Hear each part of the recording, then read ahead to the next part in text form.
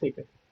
तो आज हम शुरू करेंगे नेशनलिज्म इन इंडिया। ठीक है।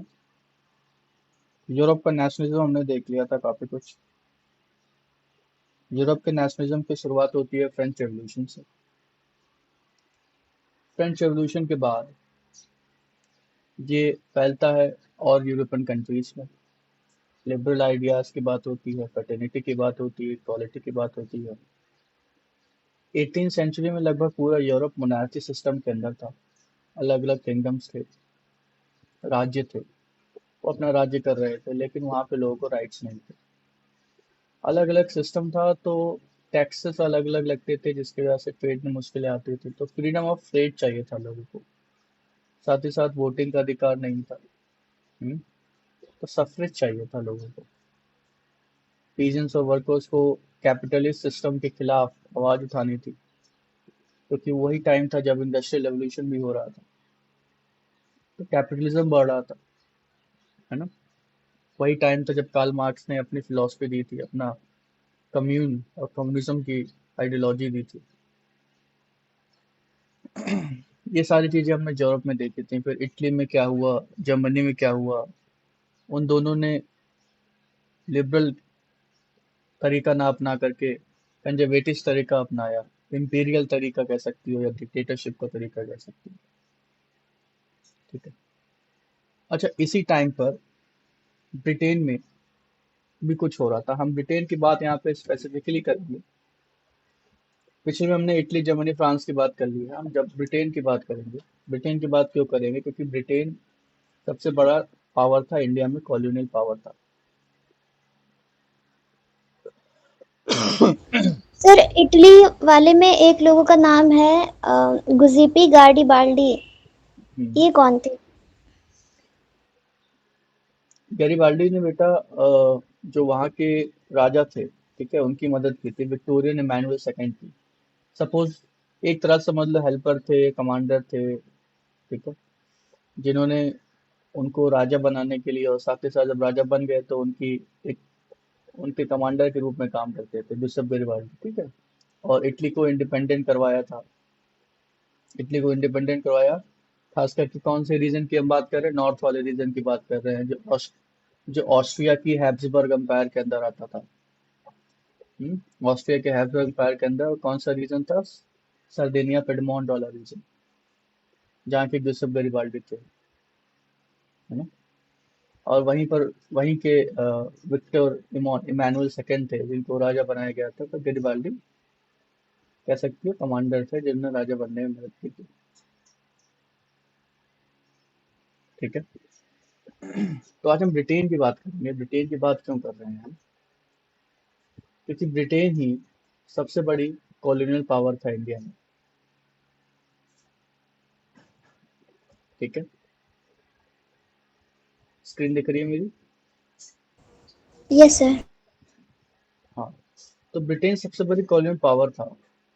मेरे मैं इसका मतलब ये नहीं कि ब्रिटेन ही केवल था, मैं कह रहा हूँ सबसे बड़ा था। इंडिया में फ्रांस भी आया था कॉलोनी बनाने के लिए। इंडिया में नीदरलैंड्स वाले भी आए थे, डच भी आए थे, और साथ ही साथ पुर्तगीज भी आए थे। 1961 तक गोवा पुर्तगीज के अंदर रहा करता था, और था। 1961 में गोवा इंडिपेंडेंट हुआ था, है ना। जो पुर्तगाल वाले थे, जो पुर्तगीज से वो भागे थे, उनको हराया था इंडिया ने। इसके अलावा जो आज पौंडीचेरी है ना, तमिलनाडु में जो एक यूनियन टेरिटरी है, पुदुचेरी या पौंडीचेरी उसको बुलाते हैं, वो फ्रेंच कॉलोनी हुआ करता था। तभी अगर आप वहां पे जाओ तो आज बहुत सारी चीजें फ्रेंच देखने को मिलती हैं।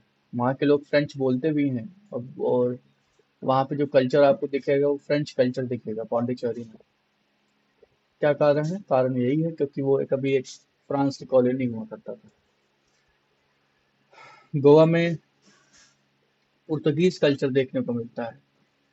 अब पुर्तगीज बोली भी जाती है, काफी लोग बोलते भी, है ना। और वहाँ की एक लोकल लैंग्वेज है जिसको गोवान बुलाया जाता है। गोवा से बना है गोवान, वहाँ की लोकल लैंग्वेज हो गई।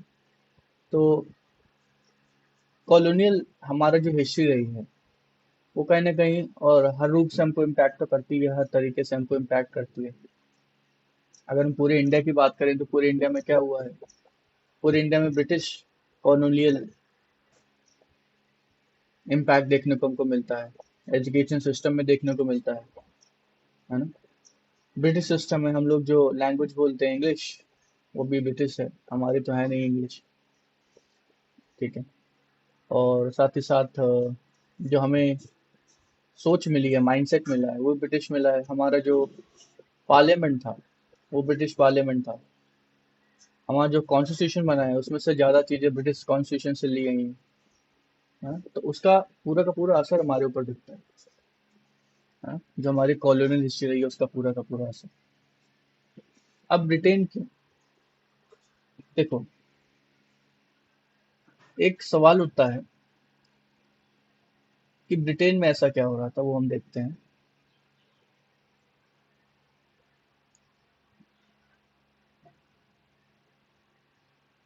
स्क्रीन विजिबल है, आवाज आ रही है?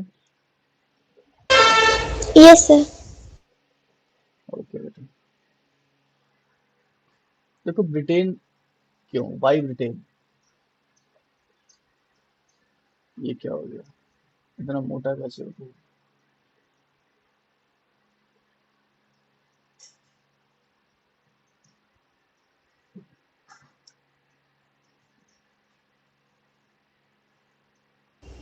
सर ये तुर्किश लोग कौन थे? तुर्किश बेटा जो जो टर्की से आए थे, ठीक है, जिनका ओरिजिनेशन टर्की था। तो जो हमारे दिल्ली सल्तनत वाले थे, जो कुतुबुद्दीन ऐबक था, शमसुद्दीन इल्तुतमिश था, रजिया सुल्तान थी, अलाउद्दीन खिलजी था, जलालुद्दीन खिलजी था, मोहम्मद बिन तुगलक था, गियासुद्दीन तुगलक था, फिरोज शाह तुगलक था। ये सब के सब तुर्किश थे। मोहम्मद गौरी, महमूद गजनी, ये सब सब सब तुर्किश थे, है ना, जो आज के टर्की के रीजन से आए थे। सर तो मतलब पहले ये पुर्तगालीज लोग आए थे या ये बताता इंडिया हूँ में? कौन पहले आया था। हाँ मैं बताता हूँ कौन पहले आया था कौन बाद में आया था। तो सबसे पहले ब्रिटेन की बात कर लेते हैं। तो ब्रिटेन इतना मोटा क्यों दिख रहा है? एक मिनट रुकना, थिकनेस तो मैंने कम कर दी थोड़ी। अब ठीक है।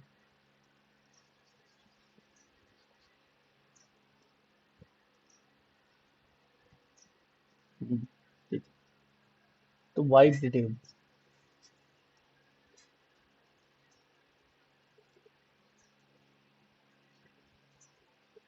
ठीक। तो देखिए दो बड़ी बातें थी। ब्रिटेन इतना पावरफुल कैसे बना? सबसे पहले तो ब्रिटिश आर्मी की वजह से। ठीक है।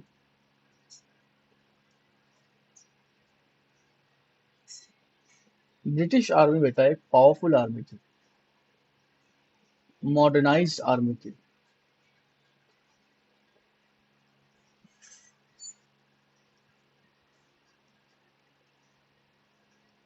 सारे मॉडर्न इक्विपमेंट्स थे उसके पास, मॉडर्न वॉरफेयर था। मॉडर्न वॉरफेयर का मतलब कि लड़ने का तरीका नया था उनका। कैनन्स थे, बंदूकें थी, गोला बारूद था, है ना। यही ब्रिटिश आर्मी जब इंडिया में आई थी तो इंडिया के पास इतने बड़े स्तर पे, इतने बड़े लेवल पर ना तो कैनन्स थे, ना गोली बारूद थी, ना बंदूकें थी। इंडिया वाले इधर अपना तलवार, तीर कमान से लड़ा करते थे और इधर कैनन्स और बंदूकें लेकर के ब्रिटिश उतर जाते थे, है ना।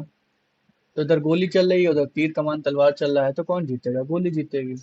आप दूर से तलवार लेकर आ रहे हो, तलवार से मारने के लिए आपको पास आना पड़ता है, लेकिन बंदूक से मारने के लिए पास नहीं आना पड़ता। आप बहुत ही डिस्टेंस से गन चला दोगे तो आदमी मत रहेगा। तो ब्रिटिश आर्मी सुपीरियर इसीलिए थी, और इसीलिए आर्मी की वजह से ही उसने इंडिया के सारे राजा महाराजाओं को हराया था। हम्म। और दूसरा था, ब्रिटेन में सबसे पहले इंडस्ट्रियल रेवोल्यूशन हो गया था। ठीक है। फर्स्ट कंट्री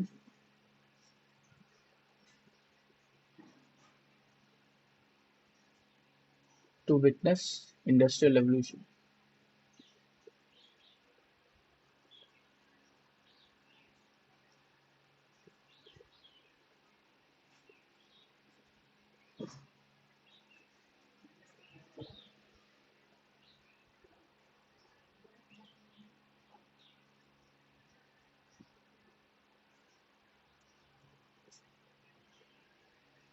अच्छा, ये 400% पे चला गया है। Shit, तभी तो मैं कहूँ इतना छोटा कैसे दिख रहा है।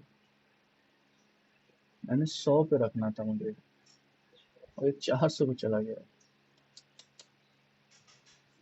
मैं ध्यान भी नहीं दिया। चलो ठीक है, अभी लिख लो, फिर बाद में हटा देंगे। ठीक है। तो ब्रिटेन इतना पावरफुल क्यों बना? क्योंकि आर्मी पावरफुल थी, मॉडर्नाइज आर्मी थी, है ना। मॉडर्न तरीके पता थे उसके, कैनन्स थी उसके पास, बंदूकें थी, कैनन्स, गन्स, ठीक है, टेक्निक्स।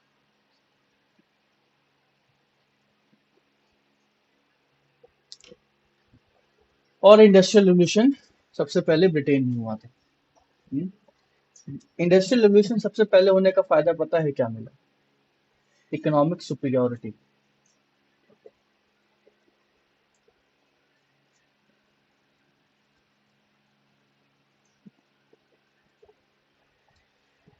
इंडस्ट्रियल रेवोल्यूशन हुआ, इसका मतलब उनकी इकोनॉमी ज्यादा तेजी से बढ़ी as compared to other nations. France में, जर्मनी और इटली में बहुत बाद में ही इंडस्ट्रियल रेवोल्यूशन का असर देखने को मिला था। सबसे पहला असर जो देखने को मिला था वो ब्रिटेन में देखने को मिला था। आवाज आ रही है मेरी? Yes sir. स्क्रीन दिख रही है? Yes sir. ठीक है। तो जहां पे इंडस्ट्रियल रेवोल्यूशन सबसे पहले हुआ, ऑब्वियस सी बात है, वहां पे सुख सुविधाएं, वहां पे जो इकोनॉमी है, वहाँ पे जो फैसिलिटीज हैं, वहाँ की जो पॉपुलेशन है, वो ज़्यादा जल्दी से आगे बढ़ेगी as compared to other nations. जब फ्रांस और इटली में आया था इंडस्ट्रियल रिवॉल्यूशन, तब से उससे उससे लगभग 50-60 साल पहले ही ब्रिटेन में शुरू हो गया था ये सारी चीजें। हाँ? और ब्रिटेन के इंडस्ट्रियल रेवोल्यूशन को मेजरली फंड किसने किया था पता है? सबसे ज्यादा फंड कहाँ से आता था? सबसे ज्यादा फंड जो ब्रिटेन को आता था वो इंडिया से आता था। इंडिया फंड देता नहीं था बेटा, इंडिया को ब्रिटेन ने एक तरह से कैप्चर कर दिया था। हम्म? और ब्रिटेन के आने से पहले इंडिया को, जैसे हम लोग किताबों में पढ़ते हैं, बोला जाता है सोने की चिड़िया, है ना। सोने की चिड़िया का मतलब है कि इंडिया की जो इकोनॉमी थी, अगर हम बात करें इंडिया इकोनॉमी की बिफोर ब्रिटिश,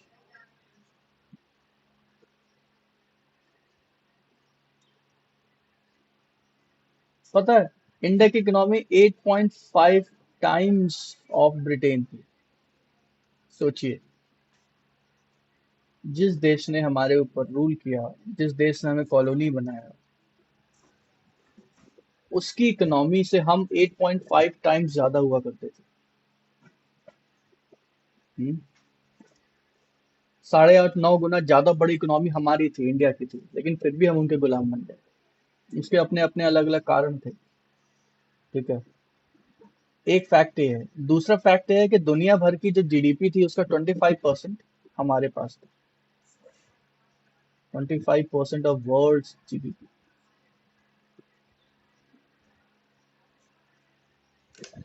दुनिया के जीडीपी का 25% हमारे पास है।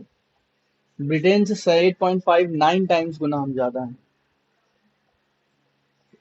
ये इंडिया की इकोनॉमी की कंडीशन थी ब्रिटेन के आने से पहले। तो इंडिया बहुत रिच था, बहुत अमीर था। इंडिया बहुत ज्यादा एक्सपोर्ट करता था। इंडिया के पास सब कुछ था, अमीर देशों में गिना जाता था। लेकिन ब्रिटेन के आने के बाद शुरू हुआ एक्सप्लॉइटेशन। कॉलोनिज्म क्या होता है? कॉलोनिज्म यही होता है कि किसी एक देश को कॉलोनी बना लेना, कॉलोनी बनाने के बाद उसकी टेरिटरी कैप्चर कर लेना, ज्यादा से ज्यादा टेरिटरी कैप्चर करना, ज्यादा से ज्यादा जमीन हड़पना। किस लिए? ताकि ज्यादा से ज्यादा रिसोर्सेज का इस्तेमाल किया जा सके। अब उनके रिसोर्सेज को मैक्सिमम एक्सप्लॉइट करना, जितना हो सके उतना एक्सप्लॉइट करना, वही इंपीरियलिज्म कहलाता है। तो पहले कैप्चर करना ना, कोलोनिज्म। जब एक्सप्लॉइटेशन शुरू हो जाता है तो इंपीरियलिज्म हो जाता है। तो इंडिया कॉलोनी बन गया था ब्रिटेन का, और ब्रिटेन ने भारत के पैसे से ही अपना इंडस्ट्रियल रेवोल्यूशन फंड किया था, है ना। तो इंडिया की इकोनॉमी इतनी अच्छी थी कि ब्रिटेन ने भारत के पैसे से ही अपना इंडस्ट्रियल रेवोल्यूशन चलाया। Majority of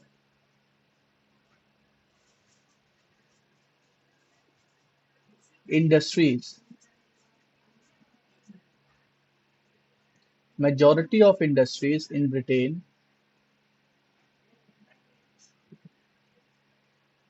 were supported by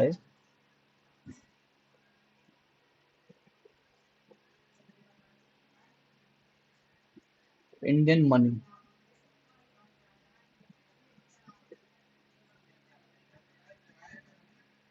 ठीक है।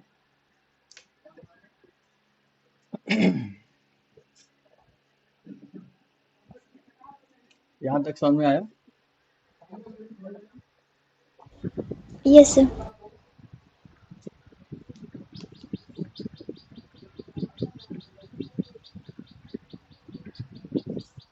ठीक है। अब हम एक जो तुमने फैक्ट पूछा था वो एक फैक्ट ही है, उसको देख लेते हैं। फैक्ट ये है, तुमने पूछा, एक मिनट, क्या हो गया।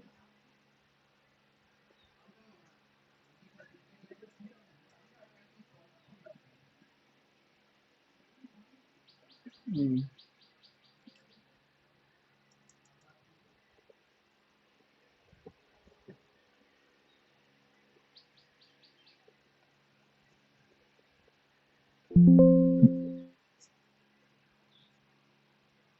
ठीक है, वापस आ गए, कुछ गड़बड़ हो गई थी।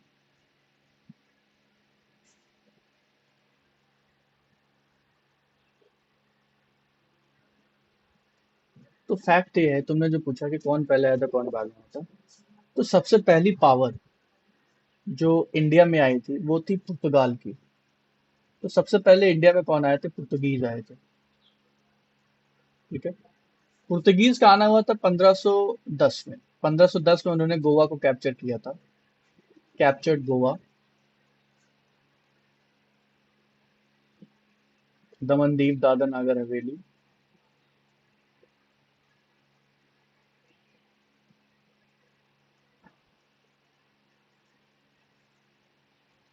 सबसे पहले पुर्तगीज आए थे 1510 में। ठीक है। उसके बाद आगमन हुआ था बेटा, उसके बाद आगमन हुआ था डच का, नीदरलैंड्स का। ठीक है। ठीक। डच आए थे लगभग 1564 के आसपास आए थे। डच आए थे मेजरली स्पाइस ट्रेड करने के लिए, मसाले का व्यापार करने के लिए, उनको मसाला बड़ा पसंद था। और ये साउथ इंडिया तक लिमिटेड थे, है ना। तीसरे नंबर पे आते हैं ब्रिटेन। ब्रिटिश आ तो 1607 में गए थे पहली बार, लेकिन उनको फैक्ट्री बनाने की अनुमति 1611 में मिली थी। 1611 1614 में उन्होंने पहली फैक्ट्री अपने सूरत में सेटअप की थी। उसके बाद सबसे लास्ट में फ्रेंच आए थे। फ्रेंच आए थे 1664 में। ठीक है।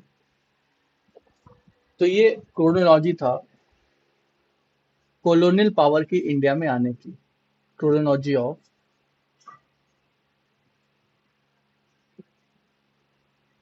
coming up of Indian power in India, coming up of colonial power।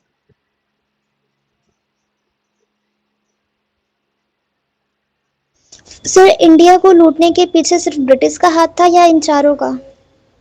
चारों का ही था हाथ। अगर तुम हाथ की बात करोगे तो मैं कहूंगा कि बाकी के जो तीन हैं, पुर्तगीज, डच और फ्रेंच, इनकी उंगली थी, है ना। और ब्रिटेन का हाथ पैर सब था। हाथ पैर मुंह, पूरा का पूरा शरीर था, पूरी की पूरी बॉडी थी, सिर्फ और सिर्फ हाथ नहीं था। 70% इंडिया पे कब्जा ब्रिटेन का था। 90% जो रिसोर्सेज का एक्सप्लॉयटेशन हुआ वो ब्रिटेन ने किया।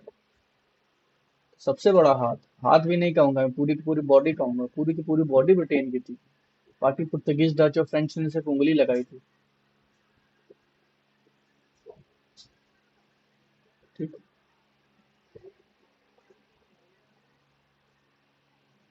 यहाँ पे क्या हुआ ना, वो स्लाइड का रेशियो बढ़ गया था तो छोटा हो गया, चलो ठीक है, कोई बात नहीं, आगे से ध्यान रखेंगे। तो ये रही बात कोरियन पावर्स के इंडिया में आने की। हमने डिस्कस कर लिया कि भाई ब्रिटेन ही क्यों सबसे बड़ा फॉरेन पावर इंडिया में बन पाया, और सबसे ज्यादा टेरिटरी ब्रिटेन ही कंट्रोल करता था। और यहाँ तक कि ब्रिटेन ने फ्रांस और नीदरलैंड्स को हराया भी था। ठीक है। किस वजह से हराया था? इसी वजह से, आर्मी, इंडस्ट्रियल रेवोल्यूशन, इकोनॉमी ज्यादा अच्छी होने की वजह से। उनके जो लड़ाके थे, उनके जो ऑफिसर्स थे जो आर्मी में थे, ईस्ट इंडिया कंपनी थी, वो भी काफी अच्छी हुआ करती थी, है ना। तो वो भी काफी एबल्ड थे। एबल्ड का मतलब काफी लायक थे। ऐसा नहीं कि बेकार ऑफिसर्स भरे थे, काफी स्मार्ट ऑफिसर्स भरे थे, काफी अच्छे ऑफिसर्स भरे थे। उस वजह से भी जीत जाते थे वो लोग। बाकी इंडिया को कैप्चर करना मतलब दुनिया का सबसे अमीर कंट्री कैप्चर कर लेना। इंडिया सबसे अमीर था दुनिया में। अब देखिए ये आयत क्यों थे सबसे पहले, अगर हम अब क्या क्या डिस्कस कर सकते हैं, ये सारी बातें होंगी। ब्रिटेन क्यों, अच्छा ब्रिटेन अपनी तरफ क्या कर रहा था, ये भी डिस्कस कर लेते हैं। जो इससे पहले वाले चैप्टर में था, मैंने कहा था कि ब्रिटेन वाला जब ब्रिटेन का आएगा तब डिस्कस करेंगे। तो देखो ब्रिटेन अपनी तरफ क्या कर रहा था, इंडिया की बात छोड़ देते हैं। आज जो यूनाइटेड किंगडम है बेटा, ठीक है, आज जो यूनाइटेड किंगडम है,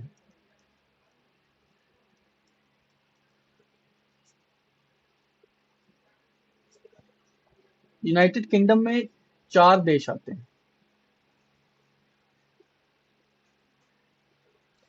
मेजर है ब्रिटेन, जो सबको कंट्रोल करता है। स्कॉटलैंड है, जो ब्रिटेन के अंदर ही आता है। वेल्स है, जो ब्रिटेन के अंदर ही आता है। और नॉर्दर्न, नहीं, आयरलैंड है, जो ब्रिटेन के अंदर ही आता है।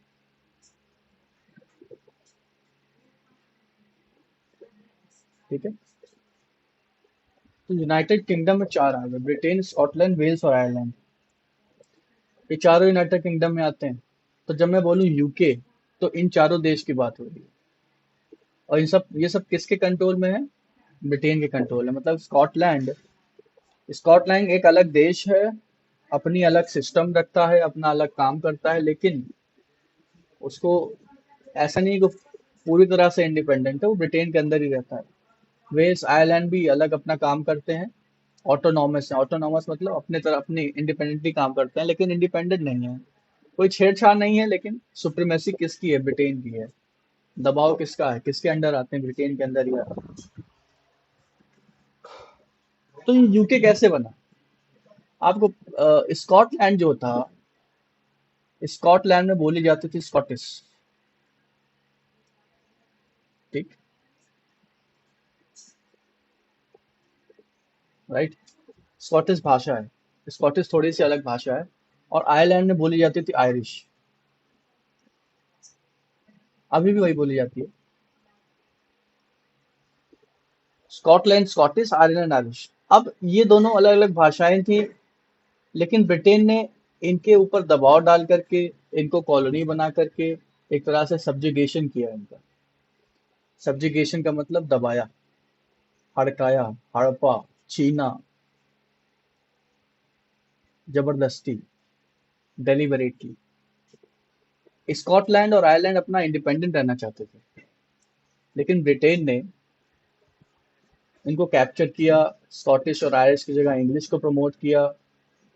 बाद में जाकर के इनको ऑटोनॉमस बनाया गया, है ना। ऑटोनॉमस का मतलब है वर्किंग इंडिपेंडेंटली। ठीक है, अपना इंडिपेंडेंटली काम कर सकते हैं, लेकिन इंडिपेंडेंट नहीं है क्योंकि ब्रिटेन के अंदर आते हैं। यही मतलब है ऑटोनॉमस का।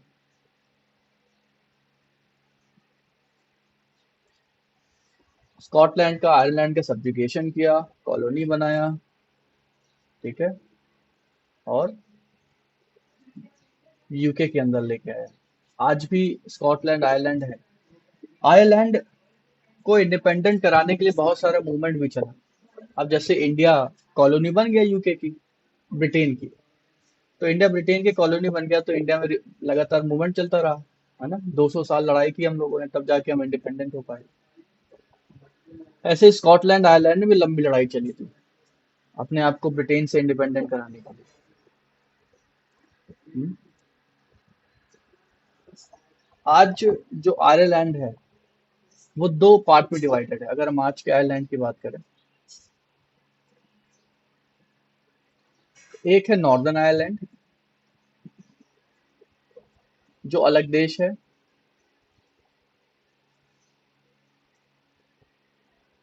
नॉर्दर्न आयरलैंड एक अलग देश है ना, डिफरेंट कंट्री।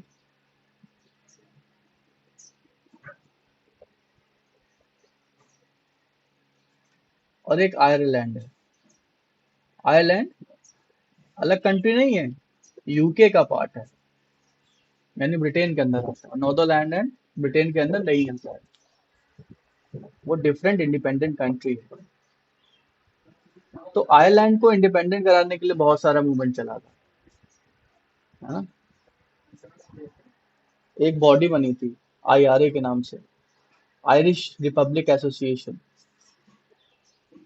आईआरए ने खूब लड़ाई लड़ी थी ब्रिटेन से जीतने के लिए, और ये लड़ाई उसी टाइम चल रही थी जब इंडिपेंडेंस चल रहा था इंडिया के रिस्पेक्ट में। जब इंडियन इंडिपेंडेंस मूवमेंट चल रहा था उसी टाइम पे आयरलैंड में भी चल रहा था। लेकिन आज कंडीशन क्या है, आज ये नॉर्दर्न आयरलैंड अलग देश है केवल, और आयरलैंड यूके के कब्जे में आता है, स्कॉटलैंड यूके के कब्जे में आता है ना। सब्जुगेशन है। अटोमनी दी गई है। अटोमनी का मतलब होता है कि आप इंडिपेंडेंटली काम कर सकते हैं, लेकिन इंडिपेंडेंट नहीं है। आपको जो अथॉरिटी है वो किसकी एक्सेप्ट करनी पड़ेगी, ब्रिटेन की एक्सेप्ट करनी पड़ेगी। समझ में आया यहाँ तक।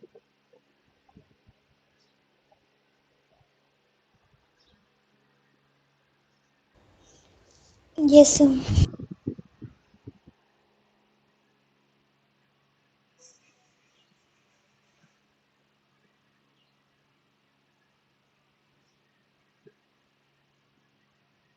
हम्म। ठीक है। अब कोलोनिज्म और इम्पीरियलिज्म के बारे में हमने डिस्कस किया था, एक बार और हम डिस्कस कर लेते हैं। तो हम मोटा मोटा क्या कर रहे हैं, चैप्टर पे आने से पहले कुछ इंपॉर्टेंट टर्म्स हैं, एनालॉजीज हैं, मतलब कुछ इंपॉर्टेंट टर्म्स हैं जिसको हम डिस्कस कर ले रहे हैं, जो हमको आगे काम आएंगे। इसके अलावा जो था, अब देखो, कोलोनिज्म और इम्पीरियलिज्म के बारे में हमने समझा था। जैसे इंडिया कॉलोनी थी ब्रिटेन की। सर, हाँ। सर यूके के अंडर में तो ये 4 कंट्रीज आती थी, तो फिर ये जो ब्रिटेन था ये सिर्फ स्कॉटलैंड और आयरलैंड को ही सब्जुगेट किया था। नहीं, बहुत सबको सब्जुगेट किया था। ठीक है। इंडिया को सब्जुगेट किया था, चाइना को सब्जुगेट किया था, अमेरिका भी एक टाइम पर ब्रिटेन की कॉलोनी हुआ करता था। चाइना, जब इंडिया, नेपाल, ये सारे ब्रिटेन की कॉलोनी हुआ करता था। साथ ही साथ यूरोप में और भी देश थे, है ना, इक्का दुक्का और देश थे। पूरा का पूरा अमेरिका, कनाडा ब्रिटेन के अंदर आता था, ब्रिटेन की कॉलोनी था। अफ्रीका में बहुत सारी ब्रिटेन की कॉलोनियां थी, है ना। लेकिन बाकी सब जगह पे इंडिपेंडेंस मिल गई। इंडिया ने इंडिपेंडेंस ले ली, चाइना ने इंडिपेंडेंस ले ली, अमेरिका इंडिपेंडेंट हो गया। लेकिन स्कॉटलैंड, आयरलैंड, वेल्स आज भी ब्रिटेन के अंदर ही हैं। वो इंडिपेंडेंट नहीं है, उनको ऑटोनॉमी दे दी गई, ऑटोनॉमी दे दी गई कि आप इंडिपेंडेंटली अपना सिस्टम चलाओ। बाकी सारे जो देश थे वो इंडिपेंडेंट हो गए, आजाद हो गए। तो कॉलोनिज्म और इम्पीरियलिज्म में हमने देखा था कि जब एक कंट्री दूसरे कंट्री को कैप्चर करती है उसके टेरिटोरियल एक्सपेंशन की वजह से, when a country invades another country, invade का मतलब आक्रमण करना, अंदर घुसना, है ना, वही वही मतलब होता है इन्वेड का। When a country invades another country,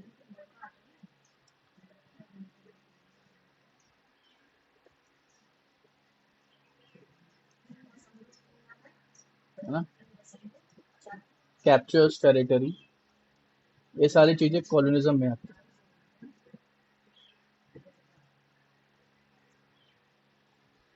influences या इंक्रीजेस इन्फ्लुएंस, या अपना इन्फ्लुएंस बढ़ाना भी कॉलोनिज्म में ही आता है। Increases area of influence. Imperialism क्या होता है? आफ्टर कैप्चरिंग टेरिटरी, जब रिसोर्सेस को एक्सप्लॉइट किया जाता है। After capturing territory,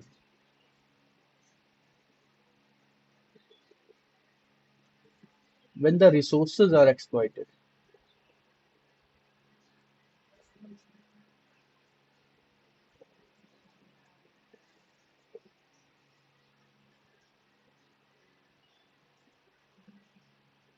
resources are exploited to benefit, resources are exploited to benefit the colonial power, मतलब जो कॉलोनी बना रहा है उसके बारे में बात कर रहे हैं।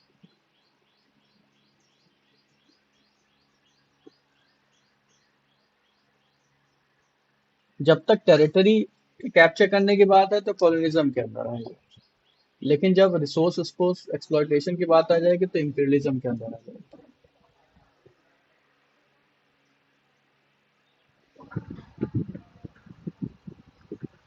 ठीक है, अब देखो होता क्या था। इधर है ब्रिटेन, इधर है इंडिया। ब्रिटेन इंडिया में क्या रिलेशन था? देखो, इंडिया अपना रॉ मटेरियल प्रोवाइड करता था ब्रिटेन को, रॉ मटेरियल या चीप लेबर।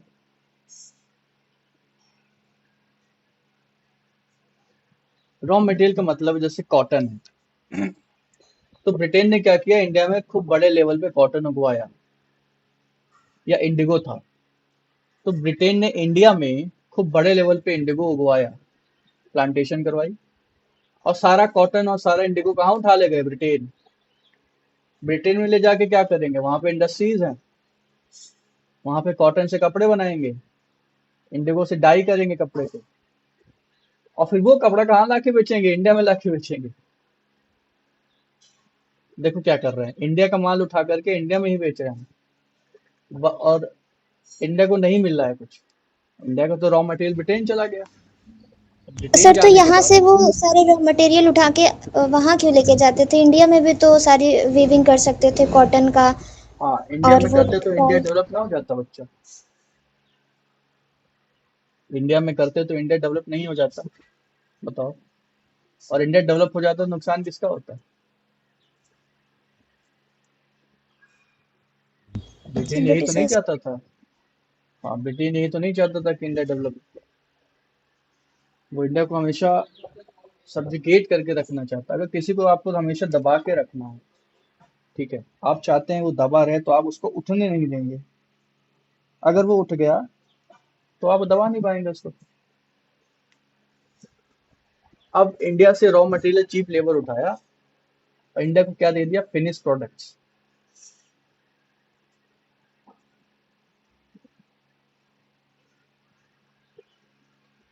ना, इंडिया ब्रिटेन के लिए मार्केट का काम करता है। इंडिया की पॉपुलेशन काफी थी, तो एक मार्केट था, भैया यहीं लाके बेचो।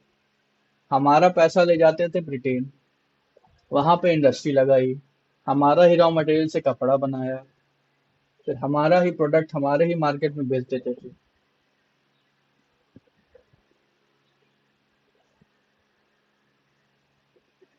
यही इंपीरियलिज्म है, यही है कि एकदम नोच लो।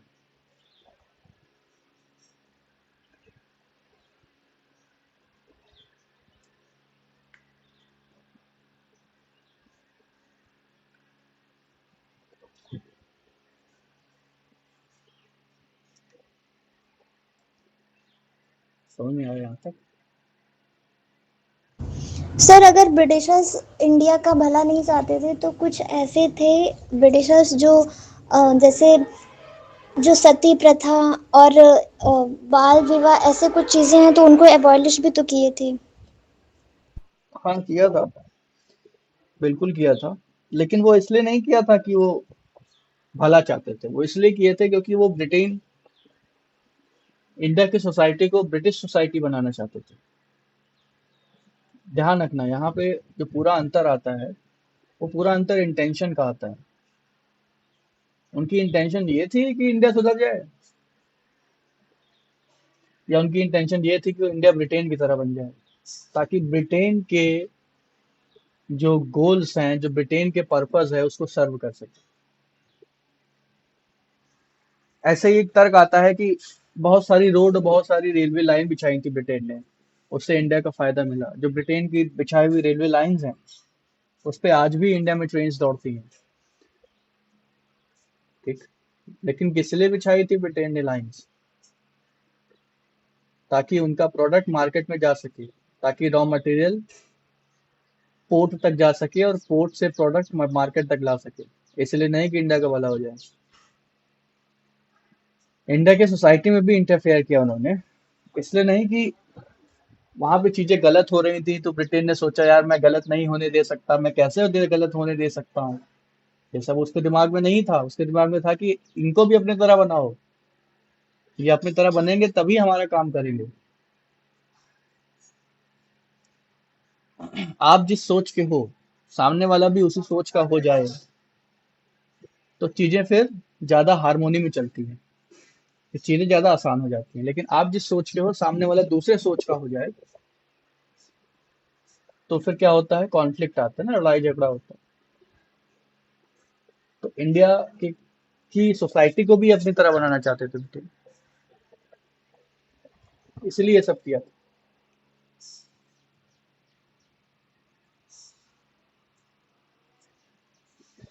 अच्छा, अब एक टर्म आता है ईस्ट इंडिया कंपनी। ठीक है।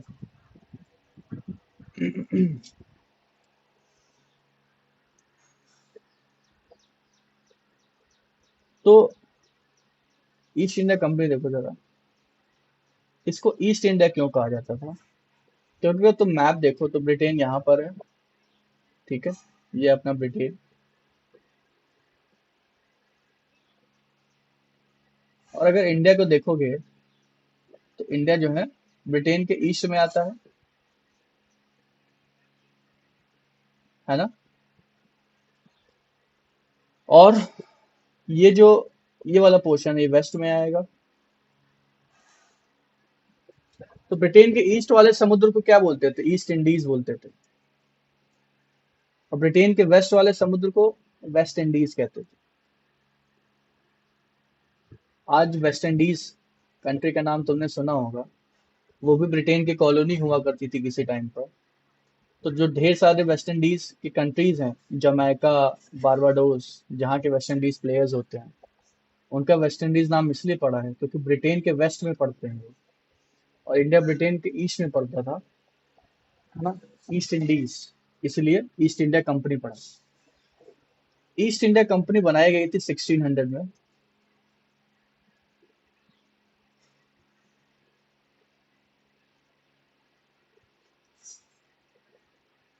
1600 में क्वीन एलिजाबेथ फर्स्ट,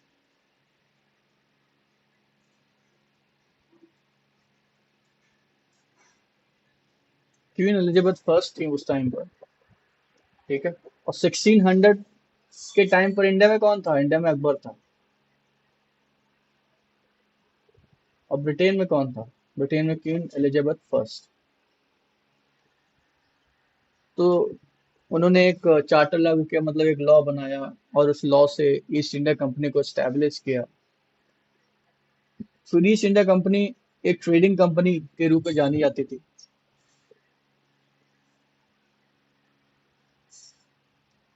अर्लियर अ ट्रेडिंग कंपनी,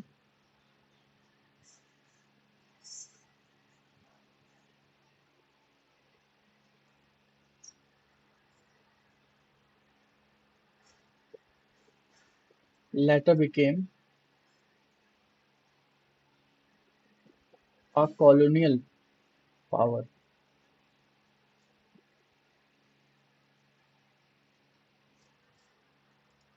मतलब ट्रेड करने के नाम पर आए, बाद में कॉलोनी बनाना स्टार्ट कर दिया इन्होंने।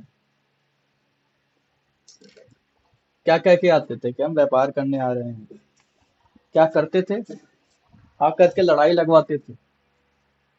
इंडिया में कैप्चर किया उन्होंने काफी कुछ, है ना। सबसे पहले बंगाल को कैप्चर किया। बंगाल कैप्चर करने के बाद बंगाल, बिहार, उड़ीसा कैप्चर किया। उसके बाद मैसूर कैप्चर किया, कर्नाटक और वाला रीजन। उसके बाद मराठाओं को हराया, मराठवाड़ा, महाराष्ट्र कैप्चर किया। फिर पंजाब को हराया, पंजाब कैप्चर किया, है ना। ऐसे करते करते 70% इंडिया को कैप्चर कर लिया था इन्होंने 1857 तक। ठीक।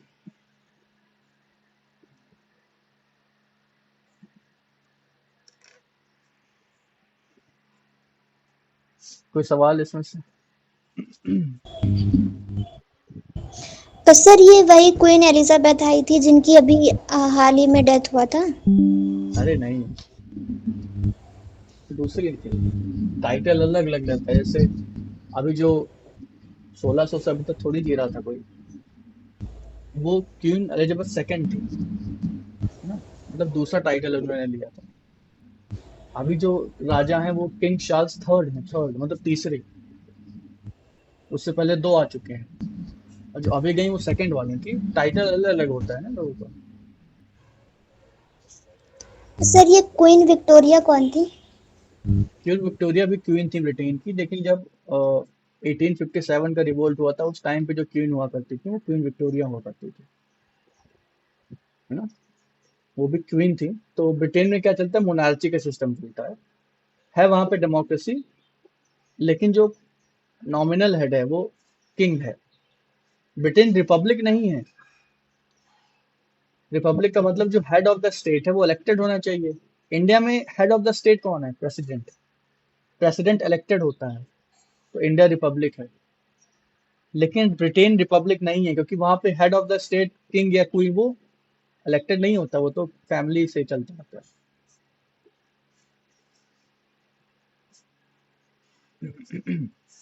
तो मैं